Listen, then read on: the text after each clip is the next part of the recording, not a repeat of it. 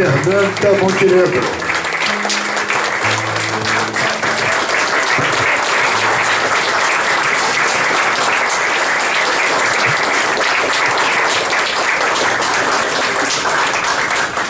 Pedindo a ambas que nos deem a honra de tomar assento a esta mesa.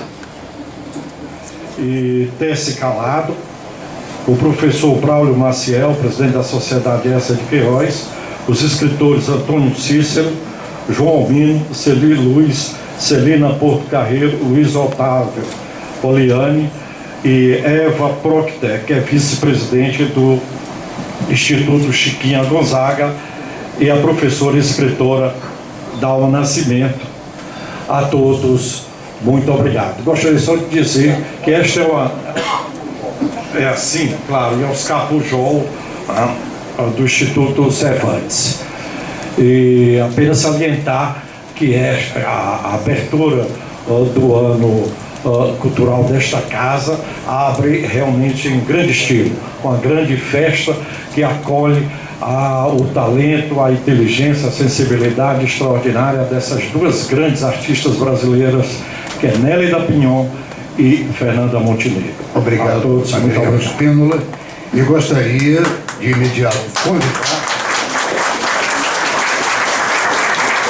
para fazer uma rápida apresentação de Fernanda Montenegro, o Sérgio Fonda.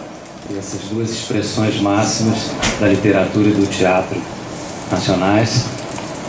Apresentar a Fernanda. Como é que se apresenta a Fernanda, gente?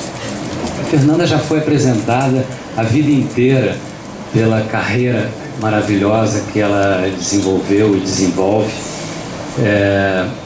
com todas as nuances e as turbulências que uma carreira desse porte pode trazer durante a vida.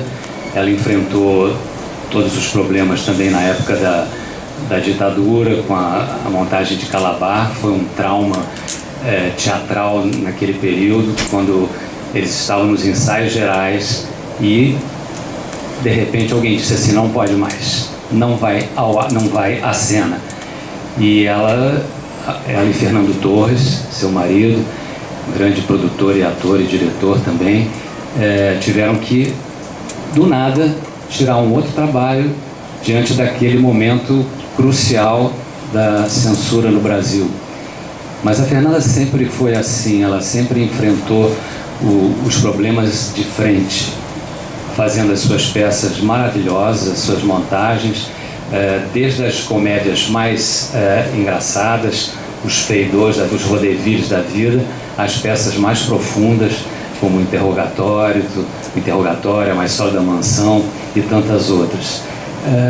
Eu fiquei pensando, qual é o ponto assim da Fernanda que, além de todo o brilho natural que ela tem, qual é o ponto que mais me cativa? É a simplicidade. Eu sempre digo, os grandes são simples. Só os grandes, de verdade, sabem ser simples. E a Fernanda é de uma simplicidade impressionante, sempre presente nos momentos mais humanos em que ela é requisitada e nos momentos mais simples. Ou seja, quando eu, não me prendendo muito a mim, enfim, mas quando eu era um jovem jornalista, tinha 20 e poucos anos, eu resolvi entrevistar a Fernanda. Ela morava na Lagoa, numa casa branca com janelas verdes, e eu pegava o meu gravadorzinho, ia e simplesmente tocava a campainha da casa e falava: sou Sérgio Fonda, eu queria entrevistar você. E as entrevistas aconteciam. Hoje seria impossível isso, mas naquele tempo era possível, né? E eu cheguei nessa casa branca com janelas verdes, toquei a campainha, veio uma menina com uma boneca na mão, e eu perguntei: é aqui que mora a Fernanda Montenegro? Aí ela disse: é assim, mãe é. E veio a Fernanda, meio-dia, vê se é hora de alguém entrevistar alguém. Meio-dia, um lenço na cabeça e uma vassoura na mão. Aí eu cheguei para ela e disse: sou Sérgio Fonda, de Ipanema, não sei o que, posso fazer uma entrevista com você? Aí ela, com muita simplicidade: agora? Aí eu falei: então tá bom. Aí botou a vassoura do lado e sentamos na varandinha, e foi a primeira entrevista das muitas que eu fiz com Fernanda. e que eu aprendi a admirá-la desde esse momento que ela atendeu a um jovem jornalista desconhecido com a mesma generosidade que ela atende a qualquer pessoa, em qualquer momento, em qualquer época. Então, senhoras e senhores, Fernanda Montenegro.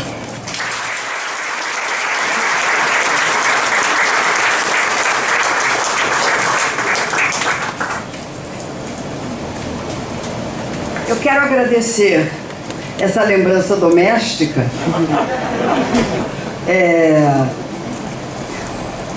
A retaguarda da vida de um ator e de uma atriz é uma retaguarda muito fantasiada,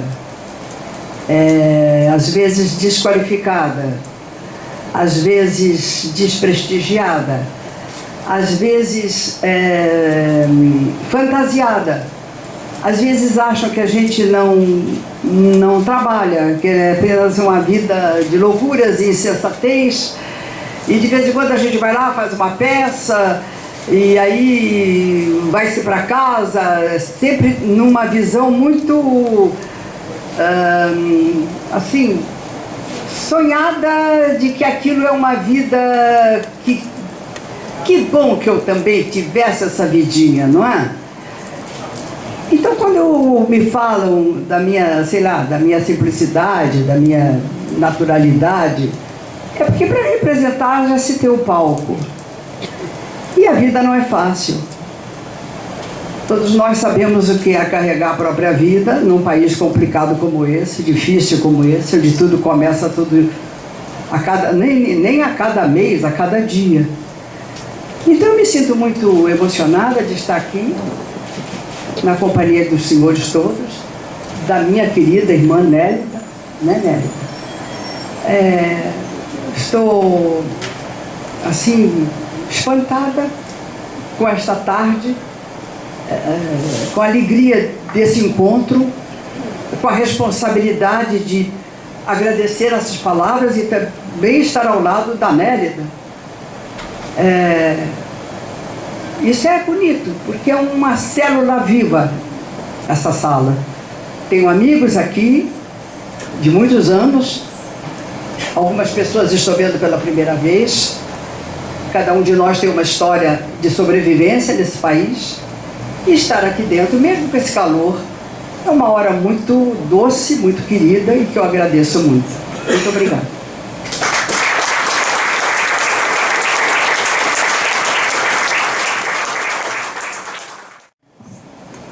Agora chegaremos a um ponto fundamental nesta sessão solene, que é a posição da mais alta comenda da casa de José de Anchieta, seu patrono, e que é a comenda da Ordem Padre José de Anchieta, apóstolo do Brasil e santo da Igreja Católica, como todos sabemos.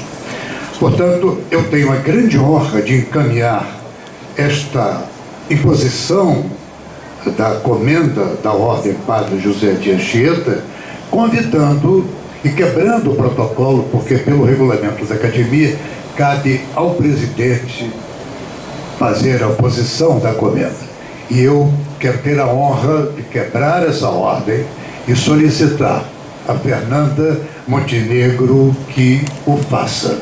É um preito de amizade, respeito e homenagem a Fernanda Montenegro e, por certo, a homenageada Nélida Pinhon.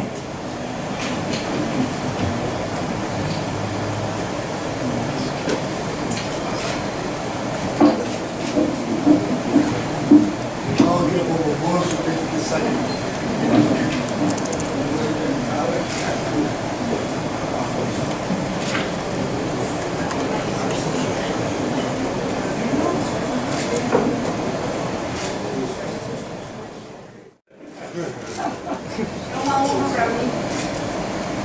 E foi esse momento que eu falei ali, até fui apanhada de surpresa. Porque fiz a vida e de repente nós nos aproximássemos muito, não é? Muito. Temos praticamente vamos dizer, a mesma idade. Somos resultado de anos vividos, passando pelos mesmos processos e sobrevivendo, e acreditando, e trabalhando, e criando. Então, Nélida, meu Deus, é como se eu fizesse uma homenagem e me desse essa oportunidade de homenagear uma irmã. O meu carinho imenso. Minha querida amiga.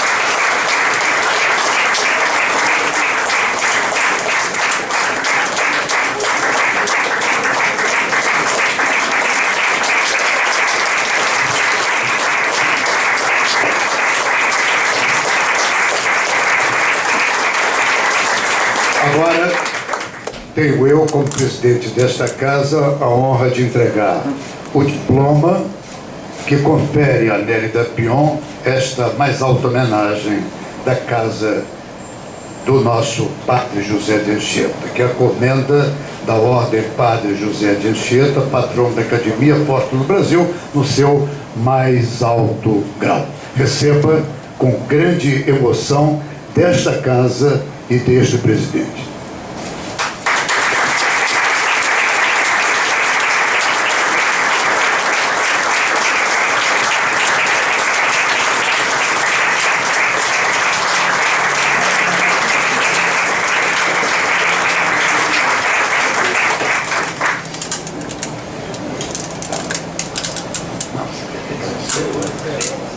Eu queria agradecer muitíssimo a todos vocês, essa sala, você falou bem apinhada, né, de talentos, todos nós sobreviventes, né?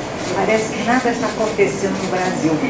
Ou seja, nós estamos aqui para resistir, estamos aqui para dizer que a literatura persiste, a cultura igualmente, e que estamos, agradeço demais, Fernanda. A Fernanda é tão extraordinária na arte dela, que no outro dia eu tive oportunidade e o privilégio de dizer uma coisa para ela que vocês vão entender.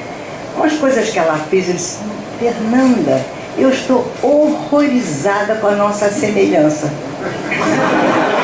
O que é, perdoe-me dizer isso, que você tem um enorme talento. Já de família. Mas tão parecidas. Eu queria dizer, agradecer ao presidente, a todos, essa medalha maravilhosa, esse diploma, sobretudo porque eu sou uma apaixonada pelo José de Anchieta. Eu tenho vários ensaios sobre ele. Eu acho que ele estabelece no Brasil uma coisa maravilhosa que não foi estudada, meu querido historiador.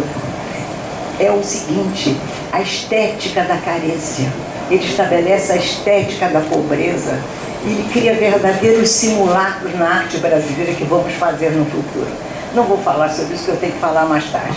Então, eu adoro o José de Anchieta, esse canário que veio para o Brasil com 18, 17 anos, vindo de Coimbra, e que realmente ele foi o primeiro escritor brasileiro.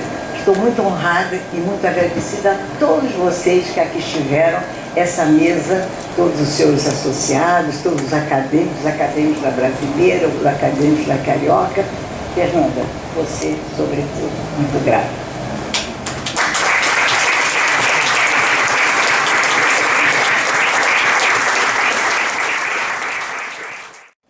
Apresentação em nome da Academia, em palavras ternas e sinceras, como de hábito, da nossa homenageada.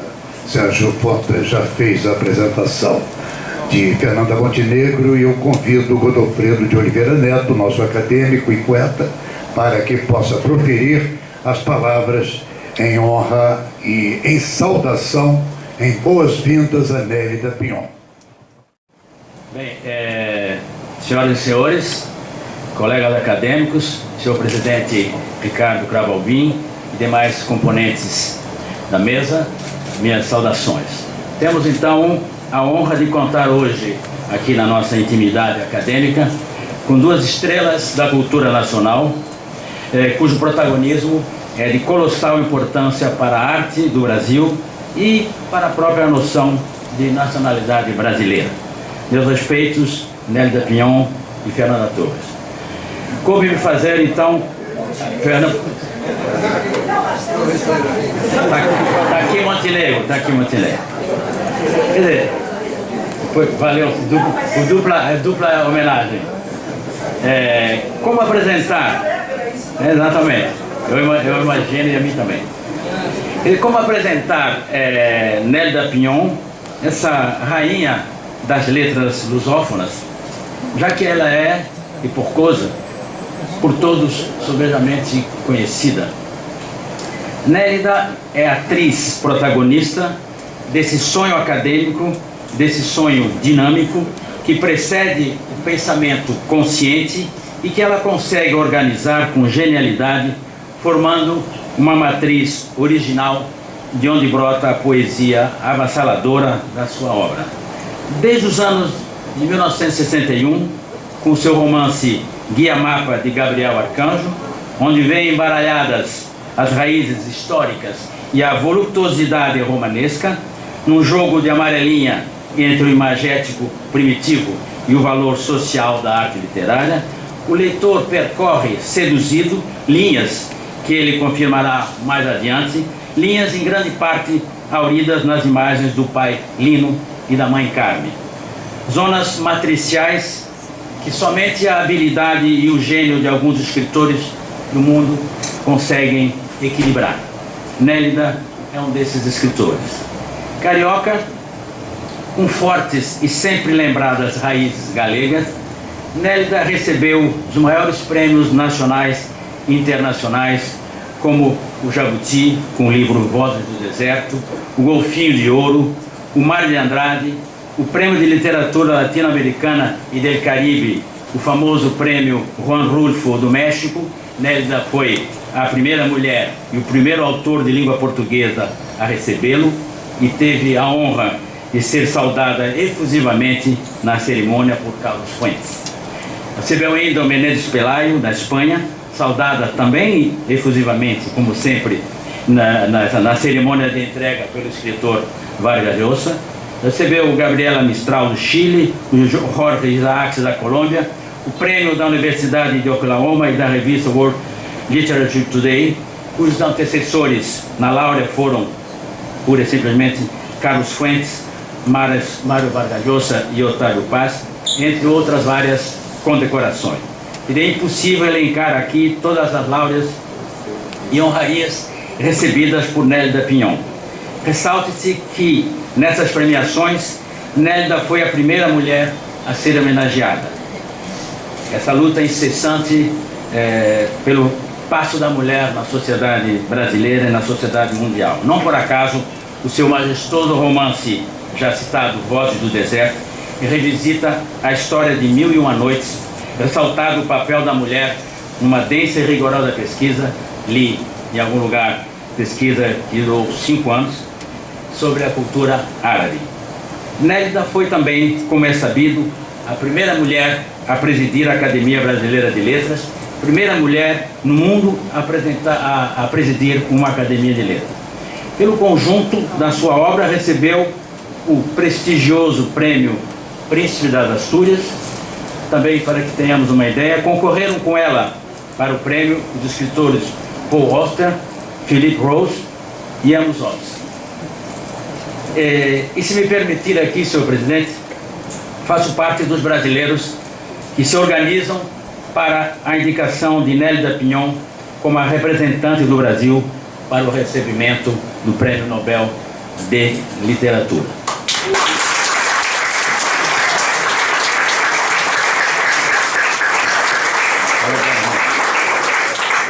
E Nélida, quimeras originárias e história individual são sublimadas através do pacto artístico.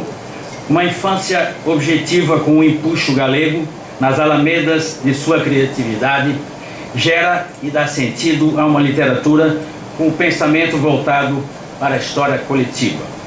Como se pode depreender do magistral romance República dos Sonhos, a história coletiva constitui, entre as determinações individuais e as determinações universais, o locus onde as escolhas ideológicas e os projetos de vida se constroem e se elucidam. Assim consigo ler a relação de Eulália, de Madruga e de Venâncio do livro.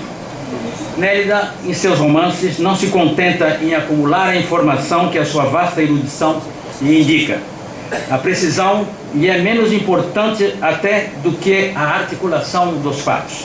Mais do que a exatidão dos detalhes, que são muitos e riquíssimos, vale a maneira como a arte, com seu conteúdo, abraça o essencial da evolução da humanidade. Assim, podemos ler, por exemplo, o seu fundamental texto de contos Tempo das Frutas, de 66, ou o extraordinário fundador, mas sagaz e erudita reinterpretação da conquista da América pelos descobridores europeus de 1969, prêmio especial Walmap. Aliás, é do Tempo das Frutas o conto Breve Flor, onde vem narradas as modificações corporais, a maturidade, a maternidade e a velhice da mulher no seu relacionamento afetivo.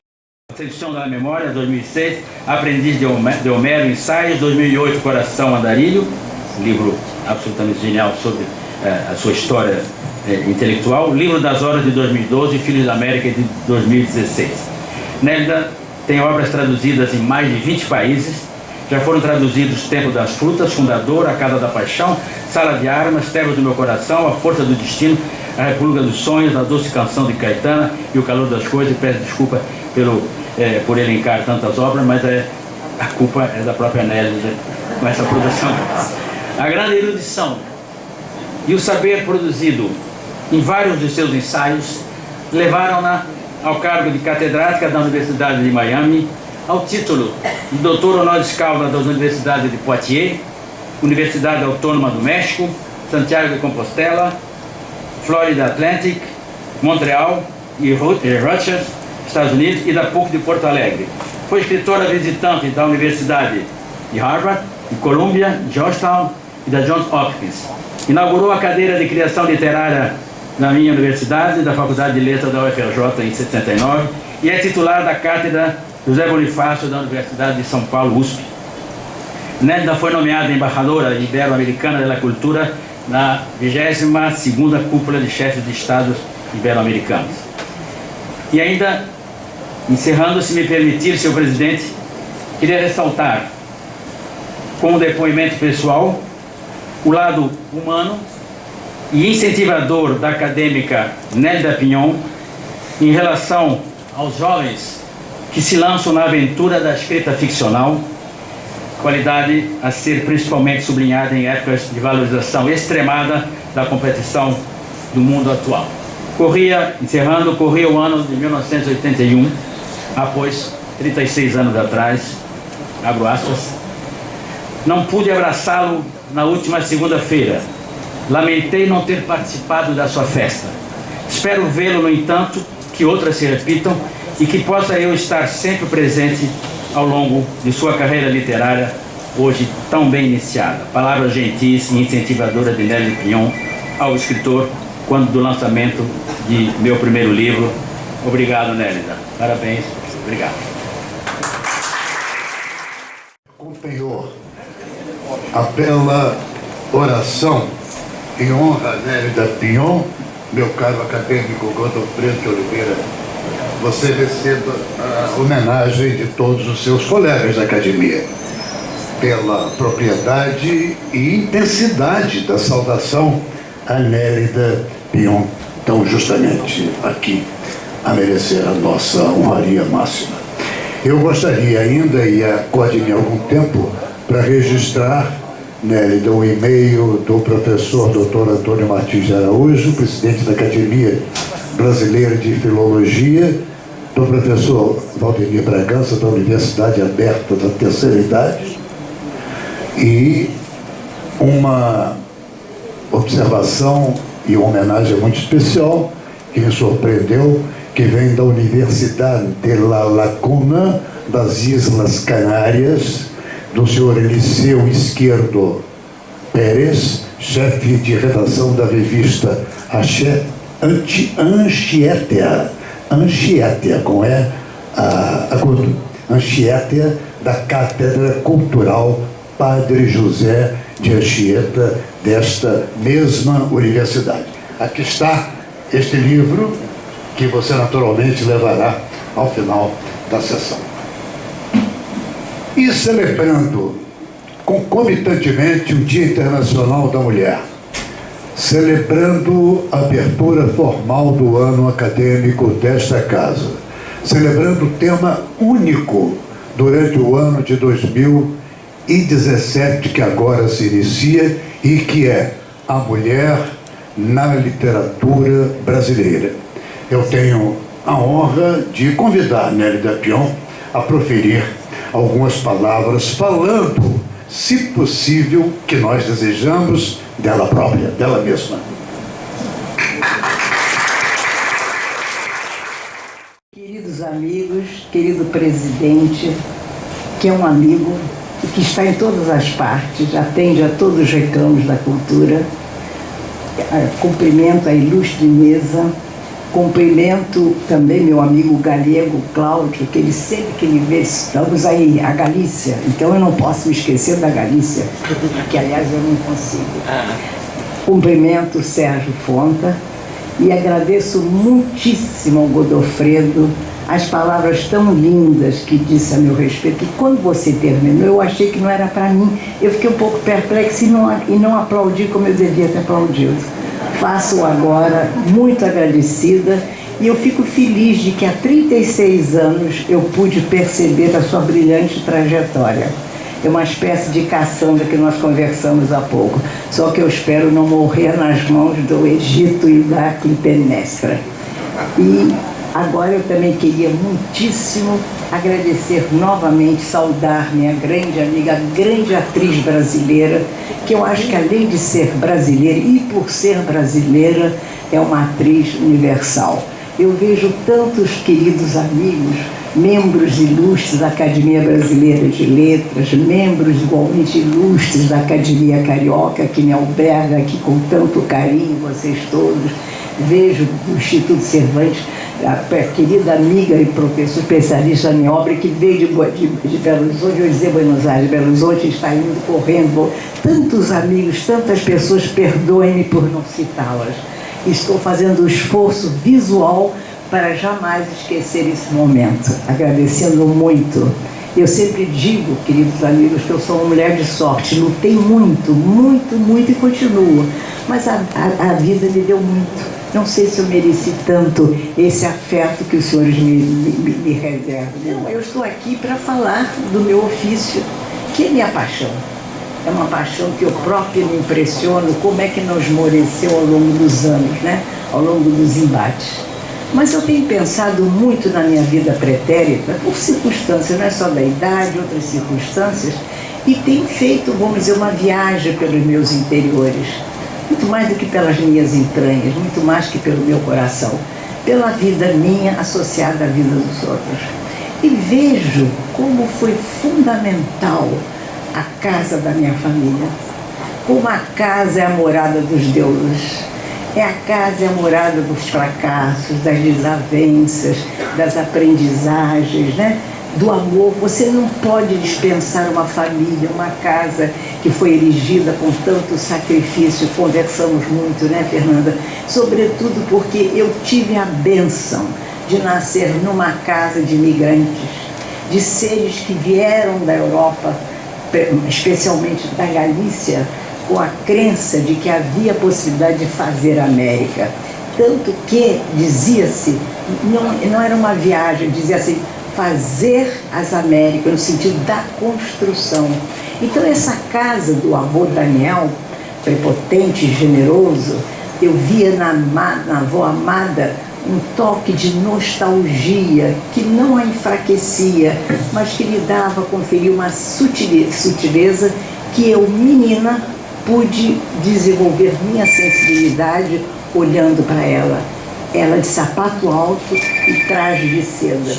Muito bem, então eu percebi que ali estava uma reserva excepcional do fabulário humano.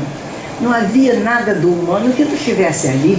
Portanto, eu tinha ali, eu conquistava um acervo de conhecimento de saberes que ninguém mais poderia me dar senão eles, não é?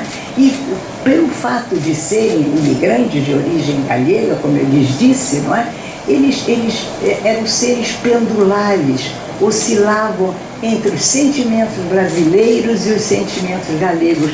E eu tive a sorte de conhecer os dois sentimentos e depois ter sido levada para a Espanha com 10 anos e me imiscuir com os sentimentos alheios, não somente com os sentimentos galegos. Eu tinha uma certa cultura, acumulava certos saberes que me permitiam transitar pelos gregos, pelos latinos, pelos hebreus, não é? Então, apaixonada pela teologia, tudo isso cimentou uma camada em mim de que me permitiu entender que a cultura que eu herdava deles, não é? Era uma cultura, de algum modo, popular, por incrível que eu estou dizendo, porque o fato deles serem imigrantes, eles eram os verdadeiros utópicos que o Thomas More não pôde botar no seu livro. Recentemente eu estive relendo o Thomas More e escrevi um longo texto sobre ele, né? É uma sofisticação, uma terra idealizada, e os galegos, os imigrantes de todas as espécies, todos eles que chegaram à América, né? Eles vieram como construtores, eles fizeram as Américas, como eu disse, e eles eram levados por uma utopia que todos nós temos, a utopia do cotidiano, a utopia da modéstia, a utopia da moeda, da moedinha pequena. Então, quando eu fui para Galícia, Espanha em geral, eu fiz o caminho de volta. Eles cumpriram a épica do coração, como eu intitulei um discurso meu, eu fiz o caminho de volta. Eu percebi que à medida que eu me embrenhava por aquelas terras estranhas, muitas vezes selvagens para o meu gosto, né? Que a menina filha do sol, não é? E eu estava enveredando por todas as peças, todas as camadas arqueológicas da cultura, e pude entender ao longo do tempo que a cultura não é nacional. A cultura pode ser brasileira, no nosso caso, mas ela tem a vocação primacial de se universalizar. A cultura deve fazer o esforço de ser universal, porque a sua origem é universal. Como é que estamos conversando? Como é que podemos pensar em literatura ou pensar na fantasia humana, na capacidade de inventar, de engendrar o universo sem Homero? Gente, eu costumo dizer que eu adoraria convidar o Homero para comer feijoada na minha casa. Eu não estou abusando da intimidade, como eu não tenho a menor intimidade com o Machado de Assis, que eu cumprimento todos os dias quando eu vou à academia. Antigamente eu fazia com mais naturalidade, mas uns estudantes uma vez dizem que a senhora para diante do Machado, nós queremos ver. Depois disso eu passo correndo perto do Machado, mas mesmo assim eu digo assim, o senhor vai bem? Nunca o chamei de Machado, imagina. Mas eu quero dizer com isso que a cultura vem de tudo isso. Machado é universal, Fernando é universal, como eu chamei há pouco, ou seja, essa vocação para universalizar a cultura, que no caso um escritor utiliza, ele mergulha nas raízes do mundo, não é? Ele emerge, ele vai escavar Troia, as 7 cidades que Schliemann escavou até encontrar supostamente a Troia lá no fundo do abismo. E está certo, porque de verdade a nossa alma é um abismo, né? E por isso somos tão interessantes entre todos nós. Eu queria lhes dizer que a minha literatura, ela surgiu, como eu lhes disse, desses edifícios, né, desses pilares, né, desses grotões estranhos que todos nós temos, né, mais ou menos, segundo você consiga explorar esses grotões, não é? Mas porque eu adorava livros de aventura. Aliás, até hoje, eu sou louca pelos westerns. O western, para mim, me deixa tão feliz. Eu estou esgotada, estou escrevendo um ensaio, de repente eu disse, vou ver John Wayne. Se eu vejo John Wayne, eu estou salvo. Então, esse sentido da aventura, que esses pistoleiros, que esses 3 mosqueteiros de verdade eram 4, né? todos eles me fizeram crer que a vida é possível e que estava ao meu alcance. E que eu queria viver a vida, a aventura que eles programavam e viviam. Eu pensava que o escritor era aquela pessoa que vivera aquela história que finalmente decidia a contar, a narrar. Então eu pensei, eu tenho que ser aventureira. Eu cheguei a pensar que o ideal da vida era jamais dormir uma segunda noite baixo o mesmo teto. Veja só, menina, eu sonhava em fugir, mas para voltar para casa, né? Ou seja, aí eu me dei conta de repente que não, o escritor era um inventor. E que o fato dele inventar não significa em momento algum que ele é incompatível com a realidade.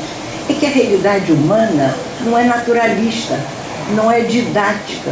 A realidade humana não é mimética. Ela é alguma coisa que padece dos transtornos individuais. Cada pessoa tem um conjunto de valores. E cada pessoa tem uma capacidade de descrever o que está vivendo ou o que o outro está vivendo. Daí surgirem as intrigas, as maledicências, os desentendimentos, tudo matéria-prima deslumbrante da ficção. Não é João Mino? João Mino não foi citado aqui, mas vai ser eleito, penso eu, daqui a 2 dias, na BL. Então, essa capacidade de inventar me foi dada pelos livros de aventura. Mas quando eu descobri que cabe ao escritor inventar, engendrar, não é fantasiar, é fabular o mundo, né?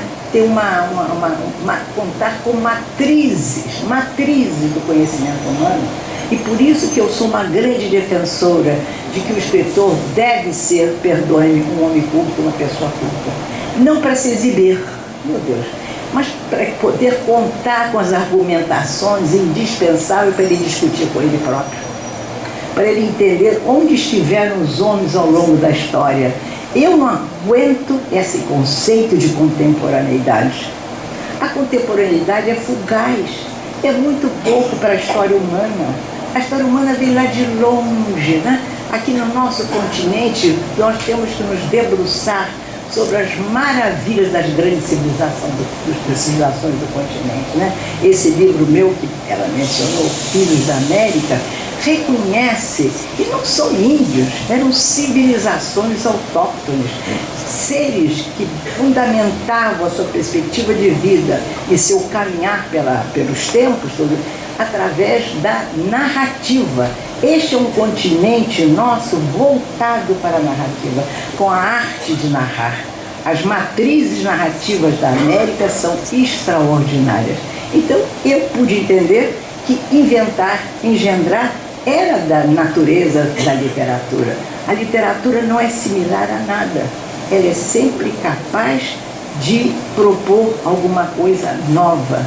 Ou seja, por isso até podemos imaginar essa capacidade de ser universal, é quem seja, por exemplo, eu sempre cito esse exemplo, que Dom Quixote, a grande obra-prima, uma das grandes obras-primas da humanidade, é traduzido para qualquer língua. Todos entendem o sentido do ridículo cervantino e do apostolado das ilusões cervantinas. Por quê? Porque é do homem, é do ser humano. Não é? A tradução é um mero empecilho, uma mera facilidade. Mas quem lê Dom Quixote sabe que o humano se parece. Nós somos todos parecidos. Claro, as diferenças são naturais, de classe, de tempo, de idade, de tudo, do que possa existir. Mas essa diferença, fora as grandes injustiças sociais, essa diferença entre nós são singulares, conferem a nós próprios uma singularidade, uma identidade poderosa. Então, eu me dediquei, como os senhores sabem, à literatura, sabendo que a literatura era um terreno fértil, sim, mas movediço, perigoso, muito difícil, não só para a sua execução, como também você corre o grande risco de se levar a sério e se achar uma maravilha.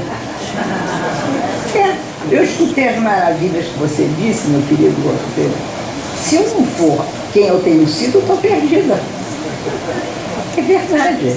Minha mãe, vou ser bem doméstica agora. A minha mãe, uma vez, sabe, Carmen Pinhon, ela já tinha na academia, disse: minha filha, eu estava tão preocupada com você. Disse: que foi, mãezinha? Telefonava fulano, telefonava fulano, telefonava ciclano. Vão perder a minha filha vai se perder. Mas graças a Deus isso não aconteceu.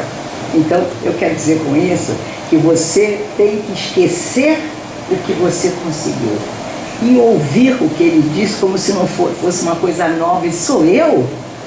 É meu escudo? É meu emblema? É minha biografia? Claro que eu não vou ser humilhada se alguém disser: é uma escritora medíocre. Eu fico calada porque eu já fui chamada de medíocre muitas vezes. Então não é nada, faz parte da resistência. Mas enfim, então eu sempre soube que ao longo dos tempos você só pode dominar a arte narrativa praticando, errando, refazendo e lendo os grandes clássicos, os grandes textos. Porque eles têm uma didática, não sendo didáticos. Eles têm uma didática que você, fora dele, vai entender todo o jogo narrativo. Como é que a técnica, os procedimentos, quase a malignidade do texto. Como é que o autor se desvencilhou de certos propósitos. Como ele, sobretudo, conseguiu ou consegue ou tenta modelar o personagem, para que o personagem não é que seja verossímil, porque a verossimilhança na literatura é diferente do que a verossimilhança na vida, não é verdade? Mas fazer com que aquele personagem seja, sobretudo, a meu juízo, seja múltiplo, ele seja tantos, ele seja polissêmico, ele seja tantas pessoas ao mesmo tempo, seja um arquétipo. Eu acho que esse é o ideal, porque aí todos se afinam com aquele personagem, não é? Então, foi o que eu fui fazendo, e cada livro que eu conseguia terminar e ficar livre dele, graças a Deus, não queria mais relê-lo, porque era uma aprendizagem. Mas eu percebo, com os anos, com a idade, eu ganhei uma resposta do texto que eu não tinha. O texto tem sido mais generoso comigo. Não quer dizer que eu não trabalhe muito, 6, 7, 8 vezes, a mesma página, o mesmo livro, né? De modo que isso eu não abro mão. Mas eu sinto que como a vida tivesse me dado de presente a capacidade de olhar como se eu já tivesse olhado antes, de falar como se eu já tivesse falado antes, de pensar o que eu já pensei antes, sem saber que tinha pensado, que tinha falado, que tinha escrito. Isso é uma coisa que eu estou dizendo aqui para os jovens escritores, para os escritores que estão aqui, que isso desperta esperança, mas é uma condenação, porque tem que trabalhar muito para conseguir isso. E mesmo assim, você não sabe se de repente você vai ser contemplada por uma secura. De repente, você pode ter a impressão que o mundo narrativo para você acabou e que você agora tem que se preparar para as despedidas solenes, não é isso? Eu não quero despedida solene. Eu desejo que a vida me dê a capacidade de escrever até o final, porque vai ser uma prova de agradecimento que eu estou fornecendo à vida, a todos os que me ajudam, como vocês, a todos que me fazem gestos de carinho, como todos aqui presentes e os ausentes, como se eu estivesse passando o meu tempo, que é verdade, homenageando os grandes mortos, os meus mortos familiares e os mortos que eu fui tendo ao longo da vida, como eles estão presentes em mim. Eu tenho a sensação, eu não peço que me salvem, eu não peço que me curem, eu não peço que sequem as minhas lágrimas, mas eu peço que sim, que saibam que eu os estou homenageando, que eu sou grata a todos que percorreram a minha vida e que eu tenho um amor profundo pela língua portuguesa, sem a qual eu não conseguiria mais viver. A língua portuguesa, como que confere em mim uma humanidade que eu não teria sem a língua. A língua, ela é alguma coisa excepcional. Ela é capaz de fazer coisas por você pela sua alma, se é que a gente pode usar a palavra, pela sua alma, que você não sabia que a sua alma é a sua língua. A alma tem palavras, a alma tem vocábulos. E aí você fala, vai dizendo. Não tem importância que você erre, não tem importância que você fale, não tem a menor importância. Eu vou para os lugares há muitos anos sem saber o que eu vou dizer na primeira minuto. Aí eu digo, Espírito Santo, pombinha, me ajude. Porque eu penso o seguinte, meus amigos, que estou falando com naturalidade. Se você, ao longo de tantas décadas, não aprendeu alguma coisa, quando é que você vai aprender? Não é isso?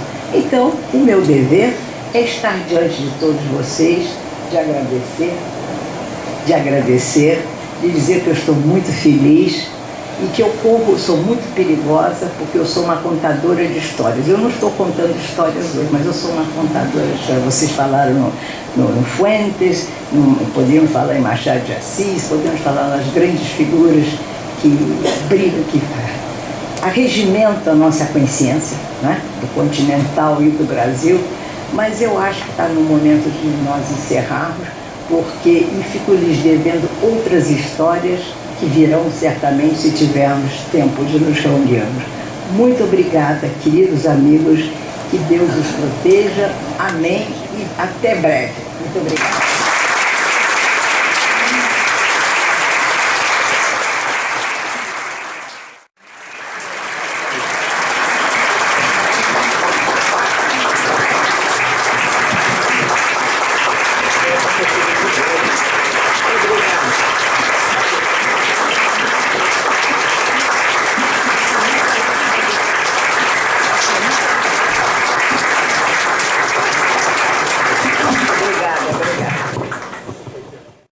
Esta sessão solene com todos em pé a homenageá-la. E com toda a razão. Você cumpre uma vida, já agora aos 80, absolutamente luminosa, lapidar, e que nos dá a todos um grande orgulho de ser você brasileira, uma brasileira universal. Não há o que comentar em relação a tanto perfeição quanto verdade, e mais ainda emoção de tudo aquilo com que você acaba de nos homenagear a nós, falando da maneira como você falou. Eu me lembro, só para encerrar, estava agora matutando com a minha memória e lembrando-me de um pequeno debate que houve em 2 páginas das revistas O Cruzeiro e Manchete nos anos 60, me parece. Raquel de Queiroz iniciou 10 pensamentos para definir o que é literatura. O que foi, não replicada, mas engrossada em relação a tudo que ele disse nos 10 pensamentos do que é literatura, por Raimundo Magalhães Júnior na Manchete. E você definiu na sua fórmula do que é literatura, e agora me acudiu isso, precisamente o que tanto Raquel quanto Raimundo Magalhães Júnior disseram. Ou seja, a essência é a invenção. Essa invenção de você realmente subtrair-se de você própria e entrar dentro daquilo que pode e que deve ser o excepcional, que é a invenção, é a fórmula mais adequada para definir-se o primeiro mandamento da literatura. A seguir, ambos insistem no que você insistiu, na forma. A forma é essencial. E, finalmente, a universalidade daquilo que pode ser e que deve ser transmitido por escrito, é um livro, é um ensaio, ou o que seja, a todos. Portanto, meus amigos, nós tivemos uma tarde abrindo, insisto, o Ano Internacional da Mulher, a ser celebrado daqui a 48 horas, formalmente, abrindo o tema único, corajoso de algum modo, porque as pessoas ainda muitas vezes não reconhecem um tema único durante um ano inteiro numa academia carioca de letras ou numa academia qualquer. É apenas a mulher escritora, não necessariamente conferencista, mas é o objeto da conferência. E finalmente, Nélida, para encerrar, a homenagem que nós tivemos a honra, esta academia, de proceder em referência a você, acolhetados todos nós e você também, pela presença luminosa de Fernanda Montenegro. Fernanda, a quem eu recentemente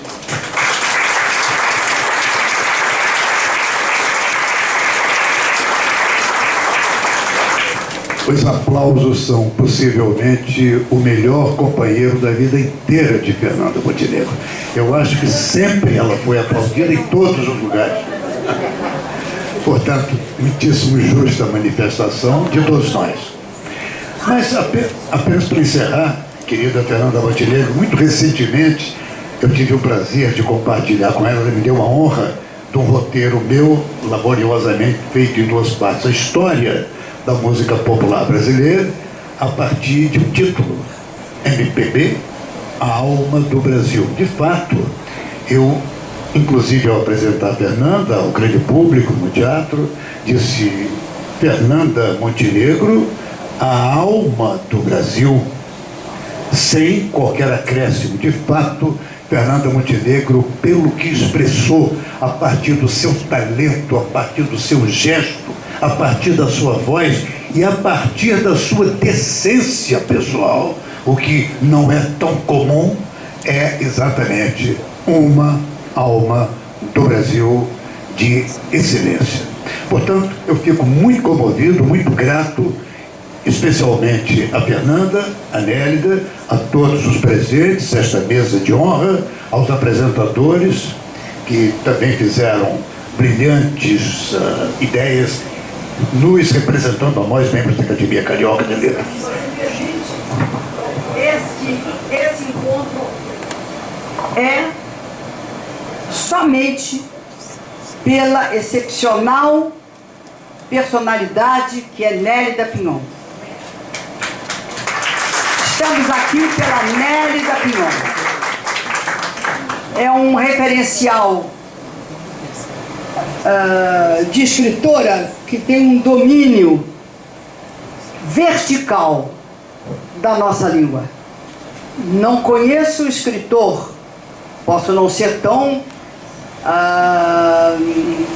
conhecedor assim de uma literatura que esteja aí em todos os cantos deste país, mas eu não conheço nenhum escritor contemporâneo que tenha o domínio do cerne absoluto do que uma palavra significa na sua carnificação. É da palavra para a frase, para o período e para um livro. Então, Nélida, eu estou muito feliz aqui de abraçá-la, de ter lhe dado essa comenda tão bonita, e estou apenas aqui para aplaudi-la mais uma vez, e peço a vocês, sou mulher de palco, aplauso não faz mal.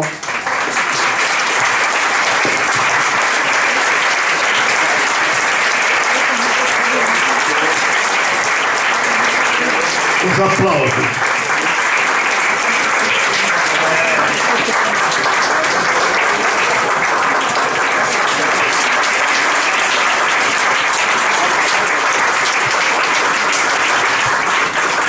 E para encerrar esta sessão solene, tenho a honra de passar às mãos de Fernanda Montenegro um pequeno registro deste momento excepcional, querida Fernanda, em que você tanto brilhou e que tanto recebeu aplausos e pediu aplausos. Portanto, aqui está a você este registro. E, senhoras e senhores, eu encerro com muito orgulho esta sessão, convidando a todos para o dia 15, a posse de um novo integrante desta casa, que é o embaixador Vasco Mariz, já nos seus 96 anos importantes dedicados à cultura e à beleza daquilo que ele sempre representou. Portanto, muito boa noite, obrigado, está encerrada a sessão.